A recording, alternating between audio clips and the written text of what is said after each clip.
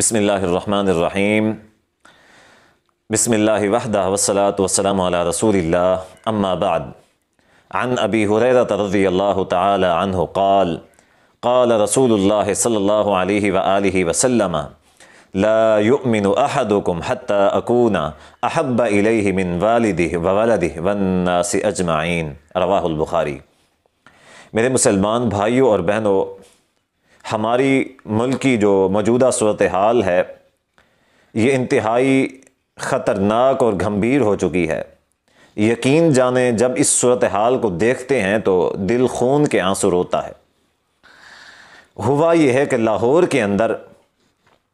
جو حرمت رسول صلی اللہ علیہ وآلہ وسلم کا جلوس تھا، جو مظاہرہ تھا، اس کے اوپر حکومت کی طرف سے گولیاں چلائیں گئیں، جس کے نتیجے میں مظاہرین میں کئی سارے لوگ شہید ہوئے اور سینکڑوں کی تعداد میں زخمی ہوئے، اور زخمیوں کے ساتھ جو سلوک کیا گیا ان کے لیے ہاسپٹلز کے دروازے بند کر دیے گئے۔ ایک ویڈیو میں صاف طور پہ یہ دیکھا جا سکتا ہے کہ ایدھی کی ایمبولینس کئی زخمیوں کو لے کے جا رہی تھی کہ حکومت کی طرف سے جو حکومتی کارندے تھے، پولیس والے، انہوں نے اس ایمبولینس کو روکا اور روک کے اس کے اندر جو زخمی تھے ان زخمیوں کو باہر نکالا اور ان زخموں کی حالت میں ان کو مارا اور پیٹا، تشدد کا نشانہ بنایا۔ اب آپ دیکھیں کہ کیا یہ اسلامی ریاست ہے؟ واقعے کا پس منظر یہ ہے کہ کچھ عرصہ پہلے فرانس نے نبی صلی اللہ علیہ وآلہ وسلم کی شان میں گستاخی کی تھی۔ تحریک لبیک پاکستان کے جو امیر خادم رضوی صاحب تھے، انہوں نے دھرنا دیا، مظاہرہ کیا، اور اس مظاہرے کے جواب میں جو حکومت کے ساتھ معاہدہ طے پایا، اس معاہدے میں ایک شک یہ بھی تھی کہ فرانس کے ساتھ سفارتی تعلقات ختم کر دیے جائیں، اپنا سفیر واپس بلا لیا جائے اور ان کا سفیر جو ہے ان کے ملک واپس بھیج دیا جائے۔ یہ معاہدہ طے پایا تو حکومت نے ان سے 2 مہینوں کا ٹائم لیا۔ اب 2 مہینے ہوتے ہوتے زیادہ وقت گزرا اور حکومت نے مہلت مانگ کے دوسری مہلت مانگی، اور یہ جو مہلت تھی یہ 20 اپریل کو ختم ہونی تھی۔ حکومت نے 20 اپریل کے آنے سے پہلے ان کے جو موجودہ امیر تھے سعد رضوی صاحب، ان کو گرفتار کر لیا اور گرفتار کر کے ان کے اوپر تشدد کیا۔ اس کے جواب میں ان کی جو جماعت کے لوگ تھے وہ حرمت رسول صلی اللہ علیہ وآلہ وسلم کے نام پر باہر نکل آئے اور انہوں نے دھرنا دینا شروع کر دیا۔ جب حکومت کے پاس کوئی جواز نہیں تھا تو حکومت نے پھر ان کے اوپر گولیاں چلانا شروع کر دیں۔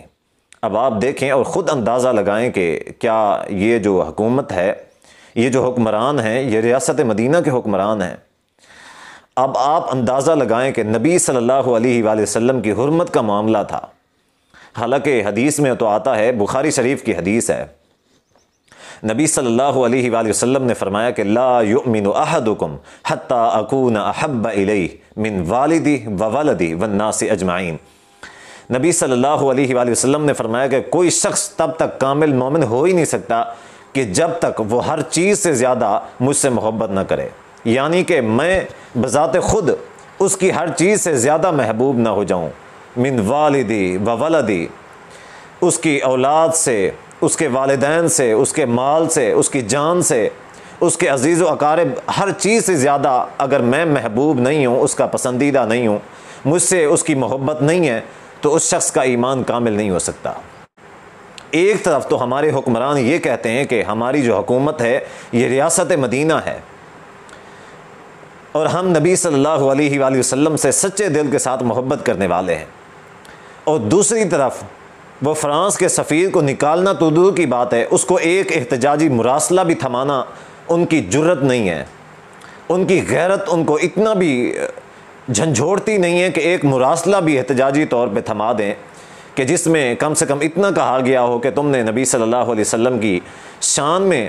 جو گستاخی کی ہے اس سے ہمیں تکلیف پہنچائی ہے، اس سے ایک احتجاج بھی ریکارڈ نہیں کروا سکتے، اور دوسری طرف یہ دعویٰ کرتے ہیں کہ ہم نبی صلی اللہ علیہ وسلم کے سچے عاشق ہیں، آپ صلی اللہ علیہ وآلہ وسلم کے ساتھ محبت کرنے والے ہیں۔ ایک بات تو یہ ہے کہ نبی صلی اللہ علیہ وآلہ وسلم سے محبت کا معیار جو ہے اس معیار پہ یہ لوگ پورا نہیں اتر رہے، اور دوسری بات یہ ہے کہ انہوں نے جو وعدہ کیا تھا اس وعدے کو وفا نہیں کیا۔ بد عہدی کرنا یقیناً یہ بہت بڑا جرم ہے۔ منافق کی نشانیوں میں سے ایک نشانی یہ بھی ہے کہ وہ وعدہ کرتا ہے اور وعدہ خلافی کرتا ہے۔ اب اسی معاملے پہ ہمارا جو سوشل میڈیا ہے اس کے اوپر طوفان برپا ہے۔ کئی سارے ایسے لوگ ہیں کہ جو حکومت کی طرف سے پاسداری کر رہے ہیں۔ ایک بات جو کلیئر کر دینا چاہتا ہوں کہ اگر ان مظاہرین کی طرف سے حکومت کے اوپر یا سرکاری املاک کو کوئی نقصان پہنچایا گیا ہے تو کبھی بھی میں اس چیز کی حمایت نہیں کرتا۔ اگر ایسا ہوا ہے تو اچھا نہیں ہوا، ایسا نہیں ہونا چاہیے تھا۔ لیکن اس کے جواب میں اگر انہوں نے 1-2 پولیس والوں کو زخمی کیا ہے، کسی کو مارا ہے یا سرکاری کوئی چھوٹی موٹی املاک کو نقصان پہنچا ہے تو اس کے جواب میں ایسا بالکل بھی نہیں ہونا چاہیے تھا۔ اس کی وجہ کیا ہے؟ ہمارے جو موجودہ حکمران ہیں عمران خان صاحب، انہوں نے بذات خود 124 دن کا دھرنا دیا تھا۔ اس کے اندر انہوں نے پی ٹی وی کے آفس کے اوپر حملہ کیا تھا اور اس کے اوپر قبضہ جما لیا تھا۔ اسی طرح کئی ساری سرکاری املاک کو نقصان بھی پہنچایا تھا۔ عمران خان صاحب کے خود کے جو ذاتی الفاظ ہیں جس میں وہ کہتے ہیں کہ اگر کسی پولیس والے نے میری پارٹی کے کسی ایک کارکن کے اوپر ہاتھ اٹھایا تو میں بذات خود اس کو پھانسی دوں گا۔ اب آپ بتائیں، جہاں ان کی کرسی کا معاملہ تھا تو وہ وہاں تک پولیس والوں کو نقصان پہنچانا، مارنا پیٹنا، سرکاری املاک کا نقصان پہنچانا، 124 دن کا دھرنا دینا، وہ سب جائز تھا۔ اور جہاں پہ نبی صلی اللہ علیہ وآلہ وسلم کی حرمت کا معاملہ آیا اور عمران خان صاحب کے ایمان کا معاملہ آیا تو وہاں پہ ان کے نزدیک یہ سب چیز غلط ہو گئی، یہ ناجائز ہو گئی اور گولیاں برسانا شروع کر دیں۔ اب سمجھنے والی بات یہ ہے کہ یہ جو جلوس ہے، یہ جو دھرنا ہے، یہ ہماری ذات کا دھرنا نہیں ہے، یا جو دھرنے والے ہیں ان کی ذات کا دھرنا نہیں ہے۔ وہ کرسی کے لیے نہیں لڑ رہے، ان کا کوئی ذاتی ایسا کچھ بھی نہیں ہے کہ جس سے ان کو ذاتی مفاد ہو، ان کا کوئی بھی ذاتی مفاد نہیں ہے۔ یقیناً یہ جو دھرنا ہے یہ ناموس رسالت صلی اللہ علیہ وآلہ وسلم کے تحفظ کا دھرنا ہے، جس میں وہ اپنی جانیں بھی قربان کریں، اس کے باوجود وہ وہاں پہ ٹھہرے ہوئے ہیں۔ ان کا استقلال جو ہے، ان کی استقامت جو ہے، وہ اس بات پہ ان کو روکے ہوئے ہے کہ تم نبی صلی اللہ علیہ وسلم کی ذات کے اوپر پہرا دو۔ تو یہ جو حرمت رسول صلی اللہ علیہ وآلہ وسلم کا معاملہ ہے، یہ ان کا کوئی ذاتی معاملہ نہیں ہے، یہ ہمارے ایمان کا حصہ ہے، ہمارے ایمان کا معیار ہے، اور ہمارا ایمان جو ہے نبی صلی اللہ علیہ وسلم کی حرمت پہ ٹھہرا ہوا ہے۔ اگر نبی صلی اللہ علیہ وآلہ وسلم کی توہین ہوتی رہے اور ہم زندہ رہیں تو آپ مجھے خود بتائیں کہ ہمارے زندہ رہنے کا کیا فائدہ ہے؟ ایسی امت مر جائے کہ جس کے نبی صلی اللہ علیہ وآلہ وسلم کی توہین ہوتی رہے اور وہ خاموش تماشائی بنے رہیں۔ تحریک لبیک والوں کے ساتھ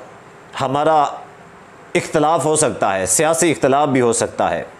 نظریاتی اختلاف بھی ہو سکتا ہے، ہمارا مذہبی اختلاف بھی ہو سکتا ہے، ہمارے عقائد بھی مختلف ہو سکتے ہیں، لیکن یہ جو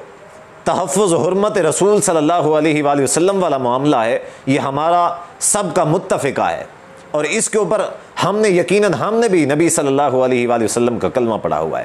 اور ہم یہ کہہ کے اگنور نہیں کر سکتے کہ جی وہ تو بریلوی ہیں۔ یقیناً یہ تعصب کو مٹانے کا وقت ہے۔ اللہ تبارک و تعالیٰ سے دعا ہے کہ اللہ تبارک و تعالیٰ ہماری غیرت کو زندہ کر دے، اللہ تبارک و تعالیٰ ہمیں زندہ رکھے تو اسلام کے اوپر، اور اللہ تبارک و تعالیٰ ہمیں موت دے تو ایمان کے اوپر۔ والسلام علیکم ورحمۃ اللہ وبرکاتہ۔